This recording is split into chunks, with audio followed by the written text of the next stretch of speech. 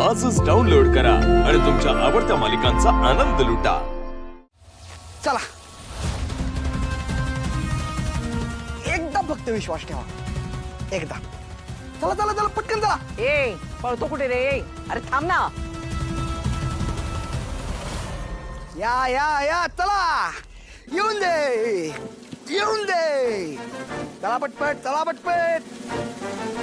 या या या या ए ओ चला की पाय लवकर महाराजांनो, या लवकर।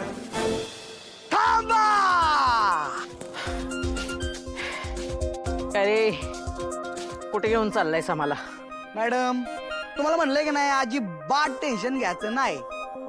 आपल्याला इथं गौरी भेटणार म्हणजे भेटणार। आहे कुठे ती? ती बघा।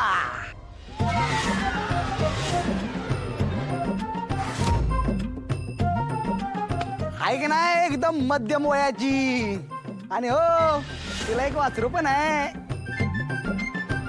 ए तू काय येडा बिडा आहे का रे? आधी ती बाई दाखवलीस, मग ती येडी पोरगी दाखवली, नंतर ती लहान पोरगी ना आता ही गाय। असा चोपेल ना तुला।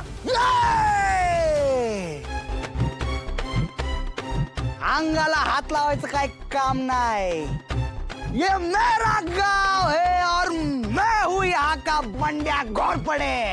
ए अरे काय कशाला त्याच्या नादाला लागताय तुम्ही?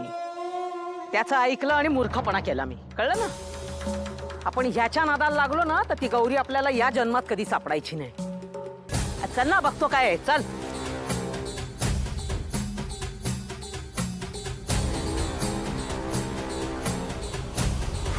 कसं आहे, याला म्हणतात बंड्या शेठचा नाद। ज्यांना नातीनं आमच्या कमरेला ताराच दिलता हो ना, आणि आमच्या आबांच्या जमिनीवर पण डोळा होता या म्हातारीचा। आता कशी जिरवली मी जा। अगं सगळं गाव पालथं घातलं। त्या गौरीचा आणि तिच्या पोरीचा कुठेही पत्ता नाहीये गावात। त्या इथे नाहीच आहेत तर? पण आई तू खरंच शुअर आहेस का? कारण मृत्युंजय बाबांनी काय आता खरंच सांगते तुला, अख्खा गाव पालथा घातला, पायाचे तुकडे पडायला लागले अगदी माझ्या। गावातल्या असतील नसतील तेवढ्या सगळ्या गौरी पाहून झाल्या, पण ही आणि तिची पोरगी ती काही कुठे मला सापडली नाही। आणि त्या बाबांनी आपल्याला गंडवलेले, आणि वहिनी गुरुजींनी सांगितलंय म्हणून त्या खोट्या आशेवर वाट बघत बसलेली आहे, नाती येणार नाती येणार। अगं आई, पण मृत्युंजय बाबांनी आतापर्यंत जे काही सांगितलं सगळं खरं झालं आहे, मग ही गोष्ट कशी नाही? तू म्हणजे ना अगदी तुझ्या सासूसारखी वाटतेस।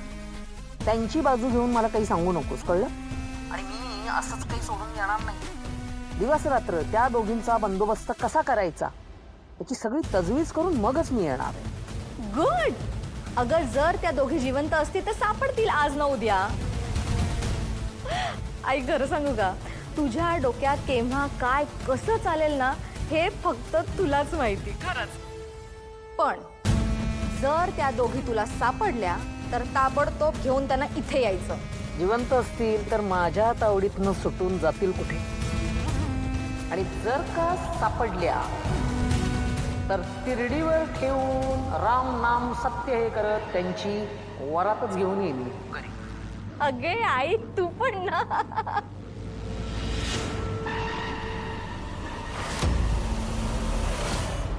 हो नाही, बिचाऱ्या आई सतत दिवस रात्र त्यांच्या थोरलीनाथ आणि तिची आई यांच्या आठवणीतच असतात।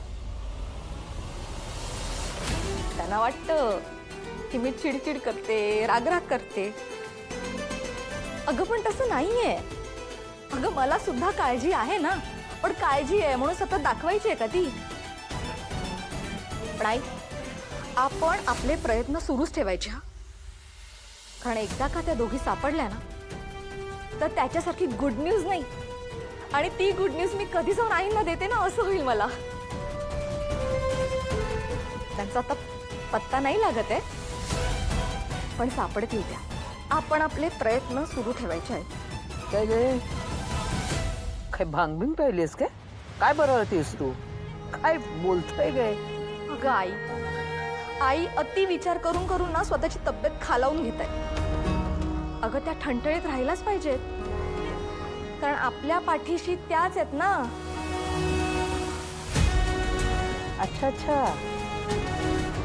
म्हणजे वहिनी तुझ्या पाठीशी पाठीत आणि खरं सांगू काय, त्यांच्या मनाला तेव्हाच बरं वाटेल जेव्हा ते त्यांच्या थोरल्या नातीचा चेहरा पाहतील.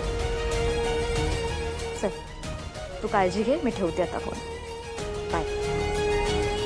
बाय. आई, तुम्ही कधी आलात? तू आता फोनवर बोलत होतीस ना तेव्हाच. तुमच्या दोघींचा काही प्लॅन आहे का? आई, तुम्ही अशा का बोलता? आम्ही जे काही करतोय ते तुमच्यासाठीच करतोय ना. माझ्यासाठी? हो, मला माहिती आहे तुम्हाला नाही पटणार.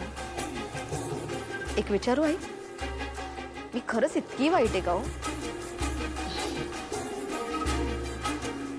मला मान्य आहे ना की माझा अनिकासाठी जीव तुटतो, पण मला हे सुद्धा माहिती आहे की तुमचा सुद्धा अनिकावर जीव आहे, कारण ती पण शेवटी तुमची नातच ना. पण तुमची थोरली नात आणि तुमच्या थोरल्या नातीसाठी तुमचा जो जीव तुटतोय ना, तो आम्हाला दिसतोय आणि आम्हाला ते नाही बघवत आहे. म्हणून तर आई त्या मृत्युंजय बाबांकडे गेली आणि त्यांनी सांगितलं या अमुक अमुक दिशेला तुमची नात तुम्हाला सापडेल. म्हणूनच आई त्या दिशेला तिला शोधायला गेली आहे. अजून सापडली नाहीये, बघूया. चांगलंय, तुम्ही मला मदत करताय, खरंच चांगलं. पण त्या बाबांनी सांगितलेल्या दिशेला जरी माझी मोठी नात नसली ना, तरी दुसरीकडे कुठेतरी नक्की असणार. कारण एक वेळ दिशा चुकू शकते, माझा विश्वास नाही ढळू शकत. आणि आता कामिनी स्वतः प्रयत्न करणार म्हटल्यावरती ती नक्की सापडणार. हो. आणि तुला एक सांगू का, आपण शोधून माझी नात सापडली नाही ना, तर ती स्वतः मला शोधत इथे येईल बघ. तू नको काळजी करूस.